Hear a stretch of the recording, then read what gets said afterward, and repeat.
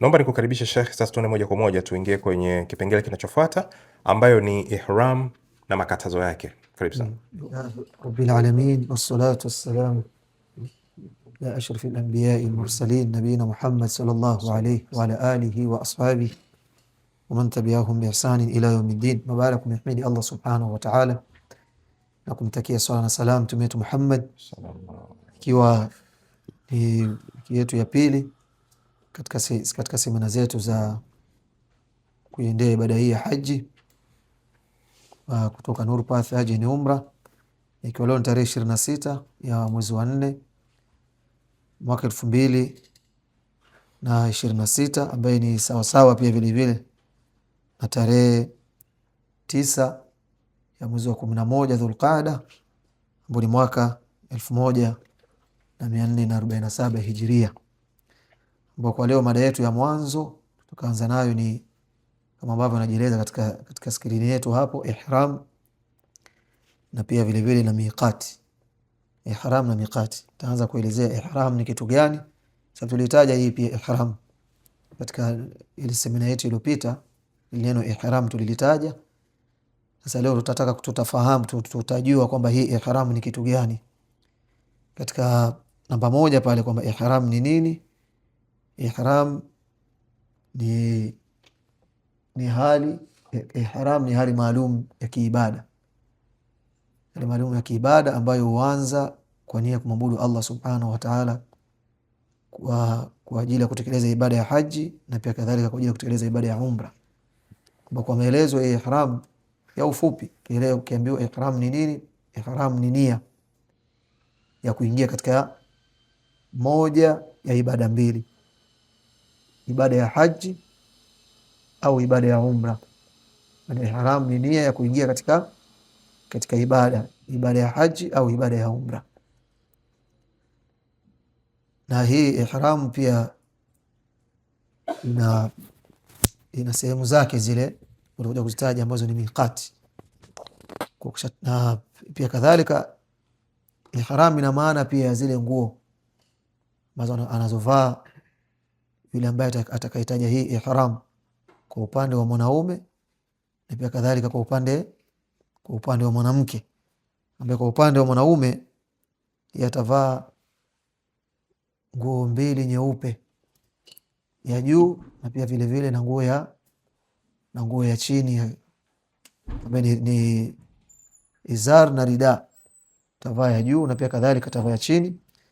Ama kwa mwanamke atavaa mavazi yake ya kawaida, na pia kadhalika takana nguo hiyo isiwe na mapambo, isiwe ina manukato, bi maana hiyo ni kwa maana ya hijabu ya kisheria, kwa hijabu ya kisheria.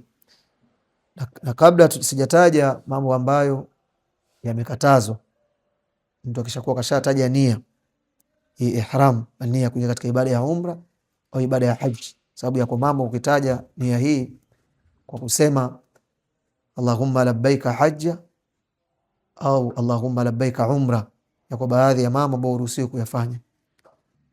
Na hii inakuwa sawa sawa kama vile mtu akiingia katika ibada ya swala akileta ile takbiratul ihram, Allahu akbar, kuna mambo pia haruhusiwi kuyafanya katika ile ibada yake ya swala. Kwa kabla sijataja hayo mambo, kuna baadhi au namna ya kuhirimia, au kuna vitu ambavyo ni sunna kuvifanya kabla wewe kuhirimia, yani kutaja hii nia, ikiwa ni ile nia ya haji kwa maana ya tamattu, au pia na ifradi na qiran, au kadhalika ikiwa ni nia ya umra. Hiyo tumekwenda mfano miqat katika ile sehemu za kuhirimia, ikiwa ni pale Madina Dhul Hulaifa, kabla ya kuweka nia kuna baadhi ya mambo ambayo ni sunna kuyafanya. Jambo la mwanzo ni sunna, kabla mtu hajahirimia, hajaingia katika nia kutekeleza ibada ya umra au ibada ya haji, aoge kwanza. Ni sunna afanyaje? Ni sunna aoge, na kama inawezekana akajipaka manukato, lakini manukato asipake kwenye ile nguo yake, asipake kwenye ile nguo yake, ihramu yake atakuja kuivaa, asipake paka katika mwili wake, la basa fi dhalika, kuna ubaya. Pia kadhalika pia inasuniwa pia vile vile akapunguza kucha zake, kuzikata kucha zake, kabla ya kuhirimia, anaoga, anakata kucha zake, na pia kuondosha nywele katika mwili wake, baadhi ya sehemu katika mwili wake. Za kichwani ni vizuri akaziacha nywele zake za kichwani, sababu atakuja kuzipunguza au kuzinyoa kwa mwanaume. Kwa nywele nyingine ataziondosha, kisha ataingia katika nia ya ihram. Katika nia ya ihram, kama ni umra tasema labbaika umra au Allahumma labbaika umra, au kama ni haji Allahumma labbaika hajja. Kisha taja nia hii, atavaa zile nguo zake ihram, ambako mwanaume ni nguo mbili nyeupe ambazo ni bora, japokuwa inawezekana kavaa nguo nyingine ambazo si nyeupe kwa rangi nyingine, kwa zile shuka zikawa mbili, ikawa pia ikayafaa, inatosheleza. Lakini aula kuvaa nguo mbili nyeupe.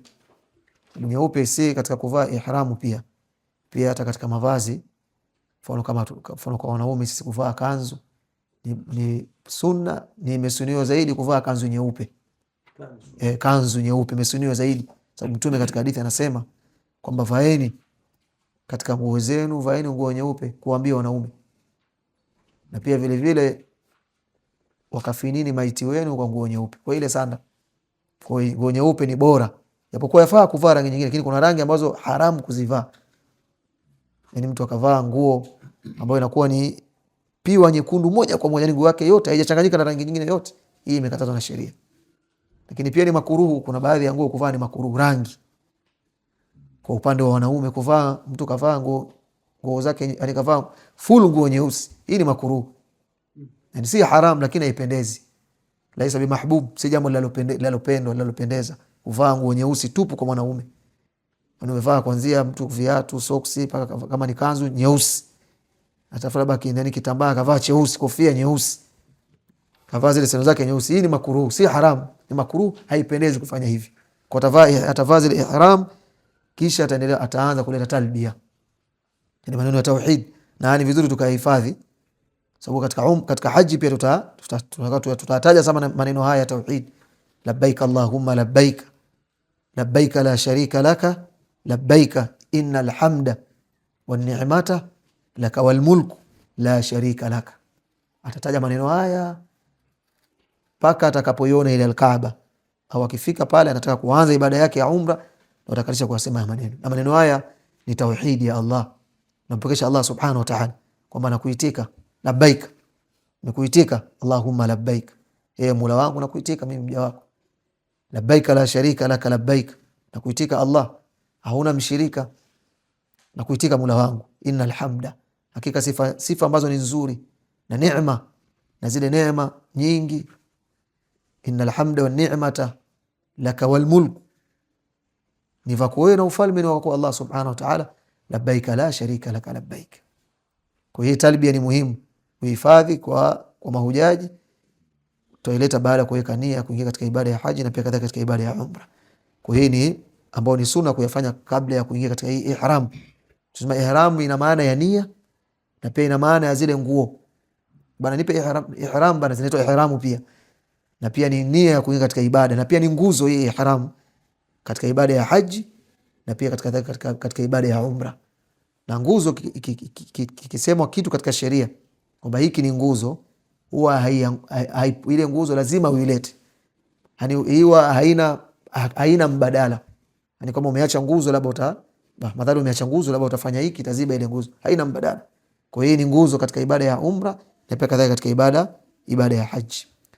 Sasa baada ya kuhirimia, ushavaa zile ihram, talbia, sasa nataja baadhi ya mambo ambayo yamekatazwa na sheria, ambayo katika vitabu fiqh wanaita kwamba ni mahdhuratu al-ihram, mambo ambayo yamekatazwa au ni haram kuyafanya yule ambaye kaingia katika ibada, katika nia ya kutekeleza ibada ya umra au ibada ya haji, au ameingia katika ihram. Yako mambo ambayo hataki kuyafanya. Jambo la kwanza ni kunyoa nywele, na pia na kadhalika na haya mambo nitakayotaja, kuna baadhi ya mambo yanakuwa ni haramu kwa wanaume, lakini yanakuwa ni halali kwa wanawake. Hii kunyoa nywele, hii ni haramu kwa wote, kwa mwanamke na kwa mwanaume. Kunyoa nywele, au kwa mtu anaweza akakaa tu nywele anakaa anazifanya hivi, pia itakiwi. Kwa sababu inatakiwa mtu awe makini. kakaa tu mtu labda nywele anazitoa mwenyewe hivi au kichwani akaanza kutoa au ndevu zake, hii pia hairuhusiwi. Tutakuja kutaja katika fidia zake katika hii. Na pia vile vile kukata kucha, hii pia ni haramu kwa mwanamke na kwa mwanaume. Na si ukachukua wembe, inawezekana mtu kakaa kule mkuta watu tunawashuhudia tunawaona kule ikiwa haji, mtu anakaa anakula kucha zile. Mtu anakata anakuwa anatema. Anakata kucha yule pia. Na kukata si ukachukua wembe tu. Shetarishi. Kukata kucha si kukata na wembe. Kana kwa kuchukua unakucha unaweka mdomoni unaanza kutafuna, alafu tunakuona unatema, unakata kucha. Na hii fidia yake katika fidia zile ukifanya kitendo kama hiki, ziko fidia ambazo zitakuwa uchague na utakuwa uchinje mbuzi. Kwa ni kuwa makini katika upande huu. Kwa nyingineyo kujipaka manukato. Ni haramu kwa wote kujipaka manukato. Na kwa mwanamke kujipaka manukato ambayo yana harufu kali, ni haramu kujipaka kwa mwanamke manukato. Kwa mwanaume hata hakuna sheria imemruhusu. Mwanamke anaruhusiwa kujipaka manukato au udi, al-ud, al-bakhur, lakini isiwe na harufu kali. Sababu Mtume ametaja hadithi makemeo makali kwa yule mwanamke ambaye anatoka kujipaka manukato yana harufu kali, wakawa wanaume ambao ni ajnabi, ambao wanaweza kumuoa yule mwanamke. Wakisikia ile harufu, Mtume anasema huyu anaandikiwa kwamba anazini, anafanya zina. Kila mwanaume anasikia bana akazini moja hivi. Akisikia mwingine zinai. Kwa jipake manukato ambayo yana harufu ya chini, ambayo si harufu yake si kali sana. Kwa jambo lingine pia kadhalika kuvaa nguo zilizoshonwa. Lubsul makhit, kuvaa nguo zilizoshonwa, na hii ni kwa upande wa mwanaume peke yake. Mwanaume anavaa zile nguo zake mbili tu.